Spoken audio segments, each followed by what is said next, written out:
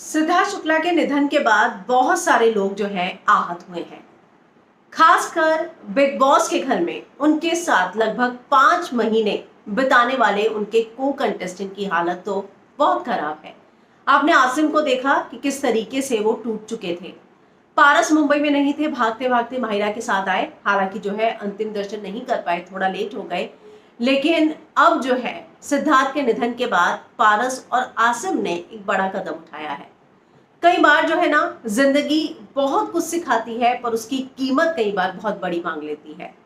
सिद्धार्थ के जाने के बाद कई लोग जो है इस बात को सोचने के लिए मजबूर हैं और इस बात का जिक्र कर रहे हैं कि जिंदगी को जो है उसी पर जी लेना चाहिए। बिग बॉस 13 के बाद इन सभी ने, मुझे नहीं लगता कि आपस में शायद कभी बात की होगी। हालांकि इन सभी का एक व्हाट्सएप ग्रुप था जिस बात का जिक्र जो है हिंदुस्तानी भाऊ, और अगर मैं गलत नहीं हूं तो एक बार आरती ने किया था।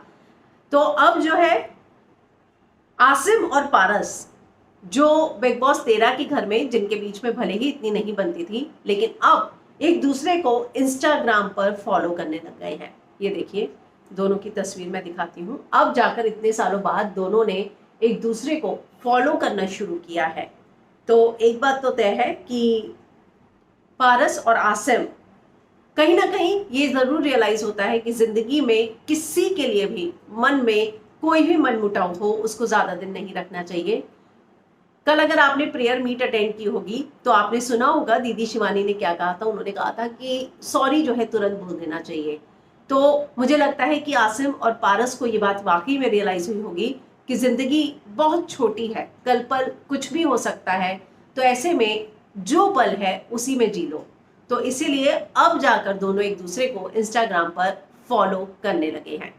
तो आपको क्या लगता है कि वाकई में जो बिग बॉस 13 के झगड़े हुए थे, हालांकि उसके बाद ऐसा ही लगा कि बाहर आने के बाद सब झगड़े जो हैं वो लोग घर के अंदर ही छोड़ के आए हैं, और जिस तरीके से सिद्धार्थ की अंतिम यात्रा में सब आए, सब दिखे, तो अंदर से हर कोई हिल चुका था। और अब जाकर जो है आसिम और पारस भी एक दूसरे को फॉलो कर रहे हैं और इंस्टाग्राम पर आज ही मुझे लगता है इन दोनों ने एक दूसरे को फॉलो करना शुरू किया।